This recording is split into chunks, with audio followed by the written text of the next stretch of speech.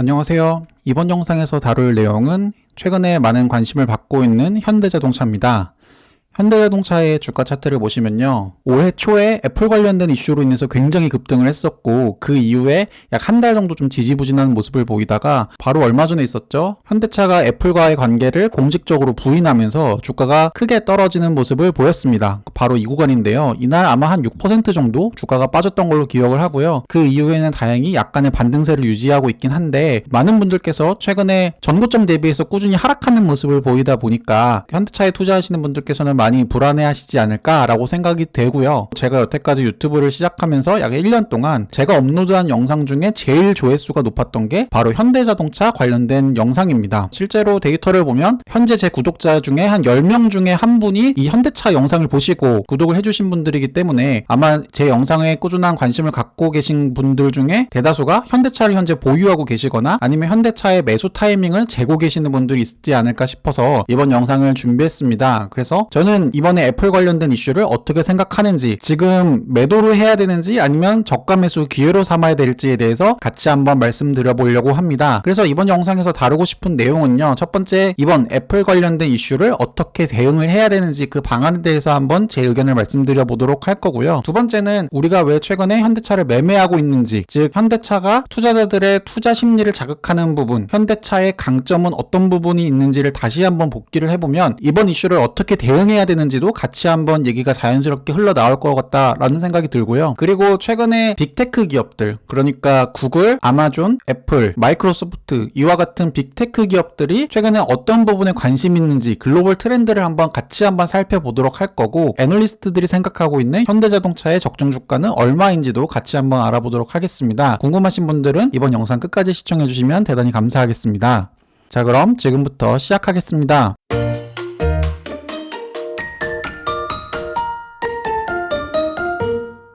이번 영상에서 다룰 내용은 크게 세 가지인데요. 첫 번째는 현대자동차가 갖고 있는 강점, 그러니까 이 부분이 바로 투자 심리를 자극하는 부분이 될 수 있다라는 걸 말씀드리면서, 이 부분에 대한 이해가 일단 선제적으로 되어야지 이번 애플과 관련된 이슈를 어떻게 풀어서 해석해야 될지를 같이 말씀드릴 수 있을 거다라고 생각을 하니까요, 이 부분에 대한 이해를 다시 한번 해볼 필요가 있고요. 그리고 최근에 빅테크 기업, 보통 빵이라고 표현하죠. 페이스북, 아마존, 애플, 그리고 넷플릭스, 구글. 근데 이번 이슈 같은 경우에는 넷플릭스 대신 마이크로소프트를 한번 집어넣어 봤어요. 그래서 미국의 IT 트렌드를 이끌고 있는 글로벌 대기업들은 현재 어떤 트렌드를 갖고 있는지를 같이 한번 살펴보도록 할 거고요. 그리고 마지막, 애플과 관련된 이슈를 빼고 현대차가 갖고 있는 순수한 매력 포인트를 다시 한번 찾아보면 현대차의 적정 주가를 우리가 산정하는데 큰 도움이 되지 않을까 생각합니다. 그래서 이 세 섹터로 순서대로 말씀을 드리도록 하겠습니다. 자, 그럼 먼저 현대차의 강점을 우리가 다시 한번 복귀할 필요가 있어요. 그래서 이 부분부터 다시 한번 살펴보도록 할게요.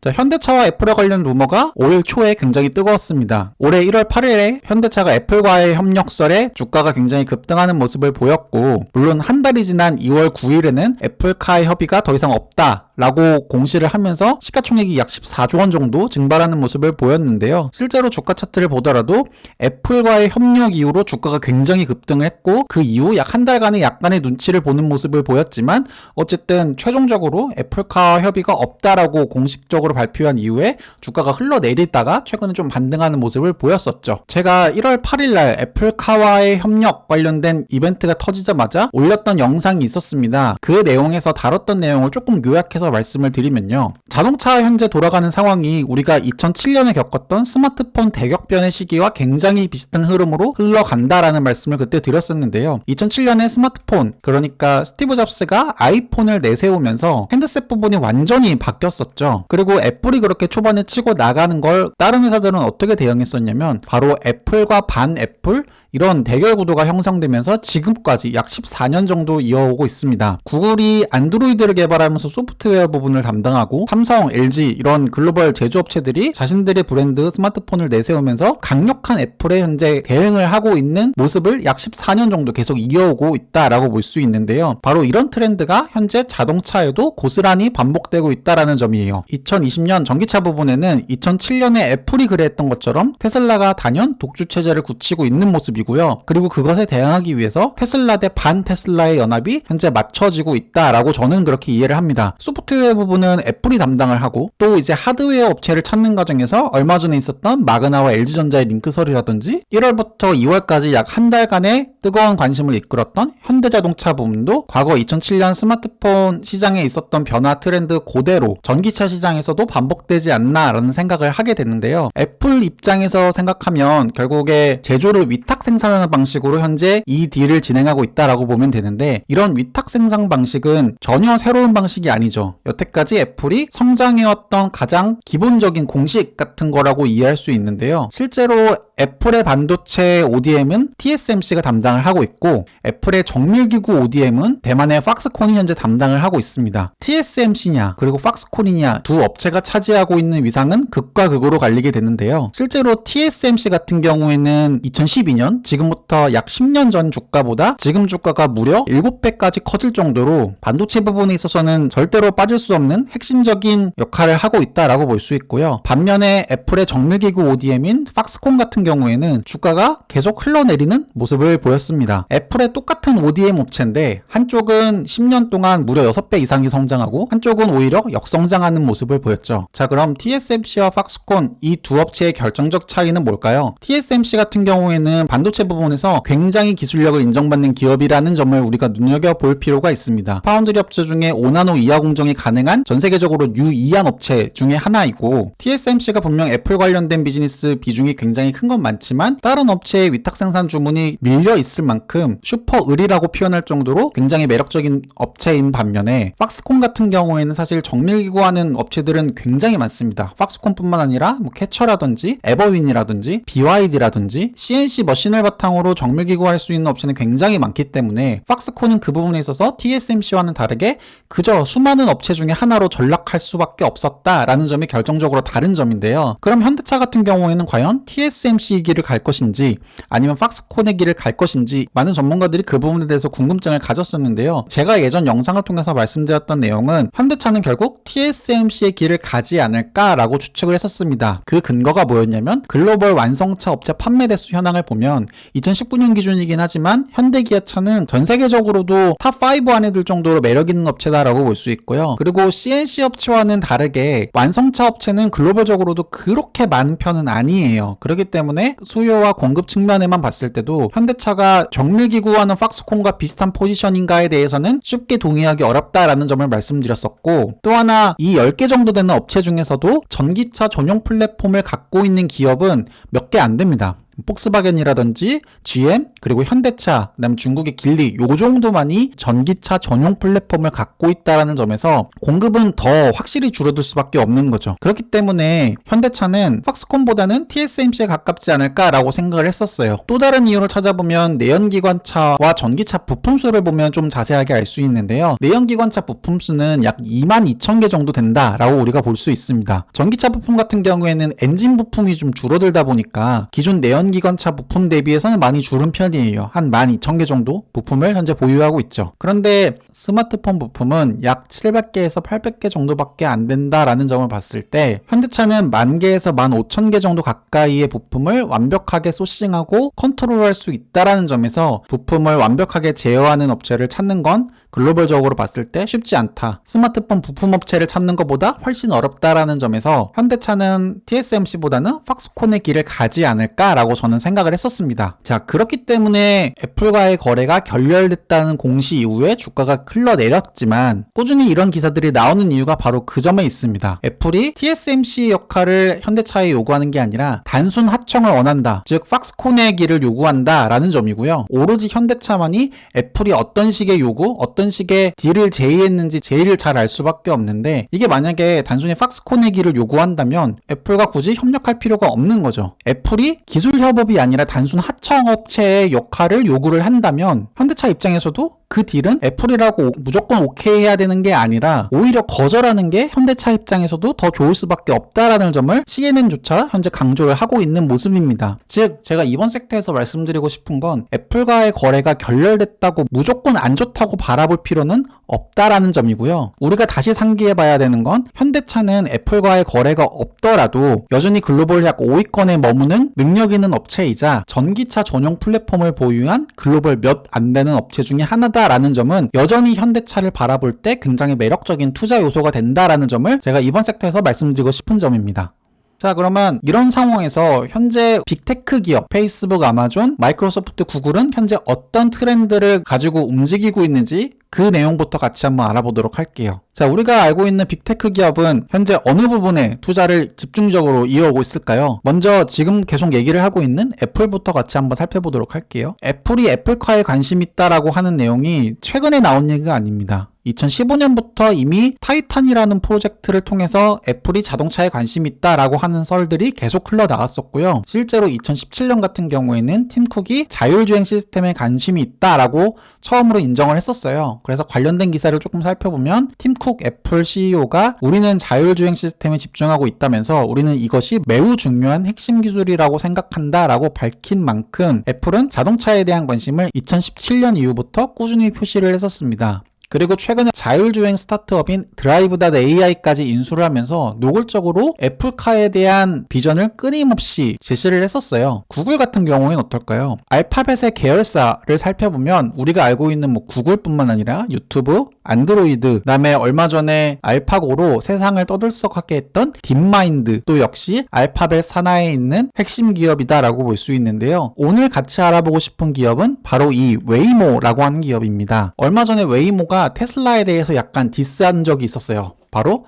테슬라의 자율주행은 우리와 수준이 다르다. 우리의 경쟁 상대가 아니다. 라고 했던 기사인데요. 관련 내용을 살펴보면 웨이모 최고 경영자는 독일 언론과의 인터뷰를 통해서 자율주행차 분야에서 테슬라는 전혀 우리의 경쟁자가 아니다. 왜 그러냐면 우리는 테슬라의 오토파일럿과 비교할 수 없는 수준이다. 테슬라의 오토파일럿은 어디까지나 운전자가 탑승한 상태에서 운전자의 부담을 덜어주는 편의 기능이지만 우리는 운전자가 아예 탑승하지 않고 차량만 운행하는 것을 목표로 하기 때문에 이는 수준 자체가 다르다라고 주장을 한 것이죠. 실제로 웨이모 같은 경우에는 2018년에 세계 최초로 자율주행 택시를 상업 운행하는 데 성공을 했었고요. 바로 이런 형태죠. 그리고 1년 뒤인 2019년에는 자율주행 택시를 약 10만 회 이상 운행하면서 어느 정도 계속 레퍼런스와 데이터를 쌓아가고 있는 모습을 현재 보여주고 있습니다. 그리고 가장 최근에 나왔던 뉴스는 완성차 업체 중에 하나 볼보와 개발 협업을 계속 하고 있다라는 내용을 우리가 확인할 수 있었고 바로 최근에는 4단계 자율주행까지 꾸준하게 협력하고 있는 모습을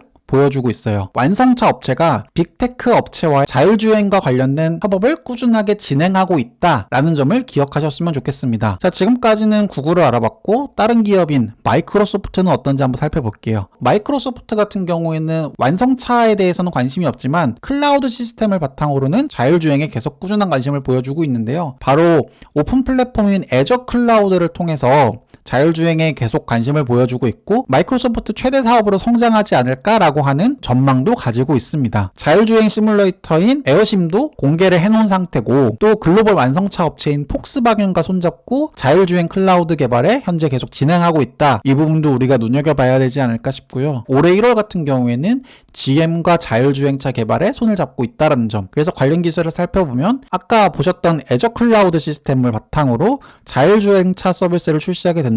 라는 점, 그리고 자율주행차를 상용화하려면 방대한 규모의 데이터를 수집하고 저장, 가공할 수 있는 역량이 뒷받침돼야 되기 때문에 이 애저 클라우드는 독일 폭스바겐과 일본 도요타 등 주요 자동차 업체들이 자율주행차에 적용하는 등 업계에서 안정성을 검증받고 있는 플랫폼으로 평가받는다. 즉 아까 살펴봤었던 구글 못지않게 마이크로소프트 같은 경우도 폭스바겐이라든지 GM 이와 같은 완성차 업체와 꾸준하게 기술적인 협업을 유지하고 있다는 점을 우리가 눈여겨봐야 되고요. 또 다른 빅테크 기업인 아마존 역시도 자율주행에 꾸준한 관심을 보여주고 있습니다. 바로 얼마 전에 있었던 자율주행차 스타트업 죽스를 인수하면서 최초의 자율주행 택시를 공개했습니다. 바로 이런 이미지인데요. 이 죽스를 인수한 것뿐만 아니라 자동운전 분야 기술 기업인 오로라에 투자를 이미 몇 년 전부터 꾸준히 하고 있다는 점, 그리고 아마존 역시도 완성차 업체인 도요타와 자율주행차 개발 협력을 꾸준히 쌓고 있다는 점을 우리가 눈여겨봐야 돼요. 자, 결국 이런 빅테크 기업이 자율주행에 관심 갖고 있는 건 글로벌 트렌드다. 그리고 그 과정에서 완성차 기업과의 협업은 꾸준하게 진행되고 있다라는 점을 봤을 때 현대차 역시도 완성차 업체 중에 글로벌